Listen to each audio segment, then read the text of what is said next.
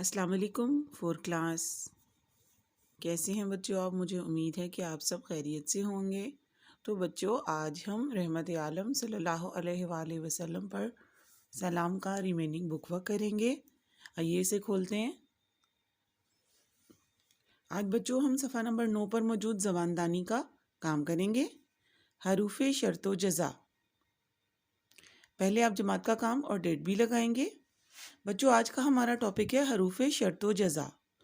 بچوں، حروف شرط و جزا ایک ایسے جملے کو کہتے ہیں جس کے دو حصے ہوتے ہیں، ٹھیک ہے؟ جس کے دو حصے ہوتے ہیں۔ ایک جملہ جو تھوڑا سا لمبا ہوتا ہے، اس میں ایک شرط ہوتی ہے اور ایک جزا بھی ہوتی ہے، ٹھیک ہے؟ اب آپ کہیں گے جزا اور شرط کا کیا مطلب ہے؟ تو بچوں، شرط سے مراد ایک ایسا کام ہے جو ہو گیا، تو جزا سے مراد ہے وہ کام جس کے بدلے میں دوسرا کام کیا جائے گا، ٹھیک ہے؟ آئیے اس کی تعریف پڑھتے ہیں۔ ایسے حروف جو شرط کو ظاہر کریں حروف شرط کہلاتے ہیں، ٹھیک ہے؟ اور ایسے حروف جو شرطیہ حروف کے جواب میں لکھے جاتے ہیں حروف جزا کہلاتے ہیں، ٹھیک ہے؟ آپ نے ایک شرط رکھی کہ یہ کام ہوگا، اگر یہ کام ہوگا تو جزا کیا ہوگی؟ تو میں یہ کروں گا، ٹھیک ہے؟ آئیے اس کی ایک ایگزامپل پڑھ لیتے ہیں۔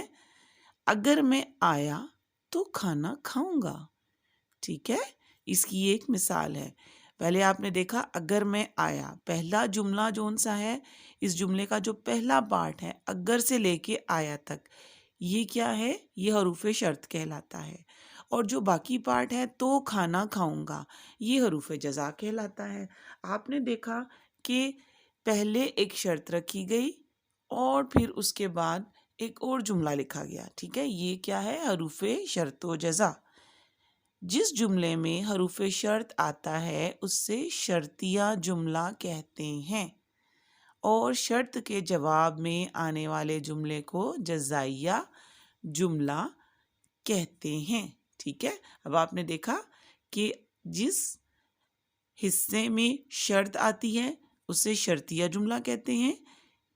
یہاں پر اگر میں آیا، اتنا حصہ شرطیہ جملہ ہے، تو کھانا کھاؤں گا یہ جزائیہ جملہ ہے۔ اس کی ایک اور مثال دیکھ لیتے ہیں۔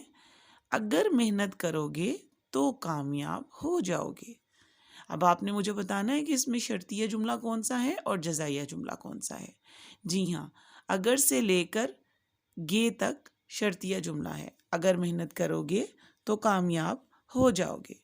کامیاب ہو جاؤ گے، یہ کون سا جملہ ہے؟ جی ہاں، یہ ہے جزائیہ جملہ، ٹھیک ہے؟ ایک شرط رکھی گئی اور اس کے اگلے حصے میں ایک اور کام بتا دیا گیا کہ پچھلا کام ہوگا تو اگلا کام اس کے مطابق ہو جائے گا، ٹھیک ہے؟ بچوں، یہ جملے ہوتے ہیں جزائیہ اور شرطیہ جملے، ٹھیک ہے؟ اسی طرح کے آپ نے کوئی 5 جملے مزید بنانے ہیں اور اپنی اردو کی کاپی میں لکھنے ہیں، ٹھیک ہے؟ اوپر آپ کے سامنے مثالیں ہیں، اسی مثالوں کو دیکھتے ہوئے آپ نے مزید اپنے سب بچوں نے 5 نئے جملے بنانے ہیں، ٹھیک ہے؟ ایک جملہ میں آپ کو بتا دیتی ہوں۔ اگر وقت پر اسکول آؤ گے تو جرمانہ نہیں ہوگا، ٹھیک ہے؟ اسی طرح کے آپ نے کوئی اچھے سے 5 جملے آپ سب بچوں نے اپنی نوٹ بک پر لکھنے ہیں، ٹھیک ہے؟ Now move to next page. جی بچوں، اگلے پیج پہ ہمارے پاس ہیڈنگ ہے قافیہ۔ شاعری میں ہم آواز الفاظ قافیہ کہلاتے ہیں۔ نظم میں سے کوئی سے 4 قافیہ چن کر خالی جگہوں پر لکھیں۔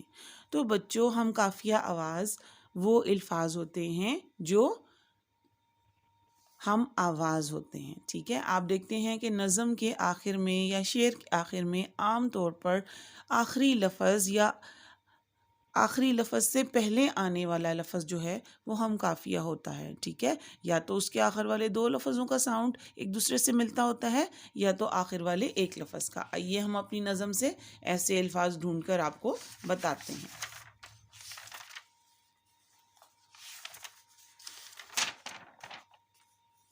جی بچوں، یہ ہمارا پہلا شعر ہے۔ اس میں آپ دیکھ سکتے ہیں کہ دستگیری اور فقیری یہ 2 الفاظ ہیں۔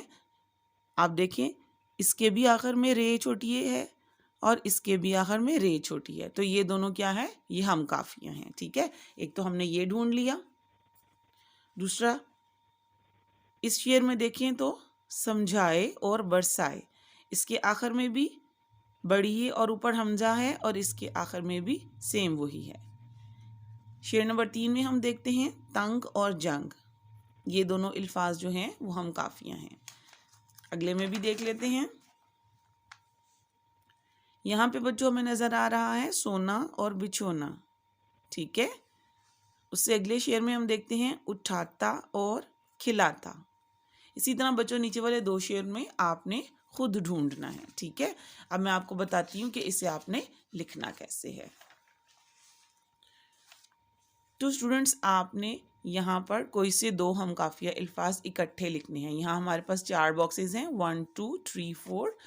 یہاں پر ہم نے ہر باکس میں 2 ورڈز لکھنے ہیں، ٹھیک ہے۔ نمبر 1 میں آپ کے لیے لکھ دیتی ہوں سونا اور بچھونا، ٹھیک ہے۔ اسی طریقے سے آپ نے باقی کے 3 الفاظ اپنی پسند سے نظم سے ڈھونڈ کر لکھنے ہیں، ٹھیک ہے۔ اب بچوں نچلا ہے ہمارے پاس پورشن نظم کا مرکزی خیال لکھیں۔ حمد میں بھی میں نے آپ کو بتایا تھا کہ مرکزی خیال وہ ایک خاص پوائنٹ ہوتا ہے جس کی وجہ سے شاعر نظم لکھنے پر مجبور ہوتا ہے، ٹھیک ہے۔ یہ زیادہ لمبا نہیں ہوتا، یہ عام طور پر 2 سے 3 لائنوں پر مشتمل ہوتا ہے، ٹھیک ہے۔ اس کا بھی مرکزی خیال میں آپ کو لکھوا دیتی ہوں۔ جی بچوں، یہ اس کا مرکزی خیال ہے۔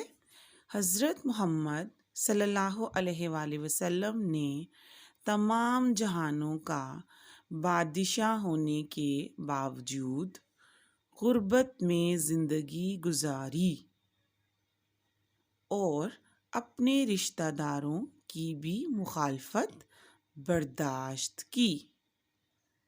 آپ صلی اللہ علیہ وآلہ وسلم اپنی امت کی بخشش کے لیے راتوں کو اٹھ اٹھ کر روتے اور دعا کرتے تھے۔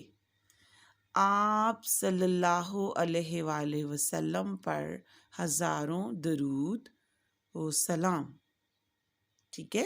آئیے اسے ایک دفعہ پھر پڑھ لیتے ہیں۔ حضرت محمد صلی اللہ علیہ وآلہ وسلم نے تمام جہانوں کا بادشاہ ہونے کے باوجود غربت میں زندگی گزاری اور اپنے رشتہ داروں کی بھی مخالفت برداشت کی۔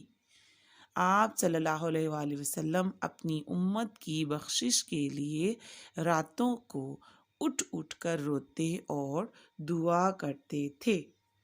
آپ صلی اللہ علیہ وآلہ وسلم پر ہزاروں درود و سلام، ٹھیک ہے اسٹوڈنٹس۔ تو یہ آج کا ہمارا کام ہے، مرکزی خیال آپ نے یہی بک کے اوپر لکھنا ہے اور اسے یاد بھی کرنا ہے، ٹھیک ہے بچوں۔ جو جو کام آپ کر رہے ہیں آپ نے اسے یاد بھی ساتھ ساتھ کرنا ہے، ٹھیک ہے۔ یہ نہیں ہے کہ صرف ریٹن فارم میں اس کو کر لینا ہے، آپ انشاءاللہ اس کو یاد کریں گے تو آپ کے اچھے نمبر بھی آ جائیں گے۔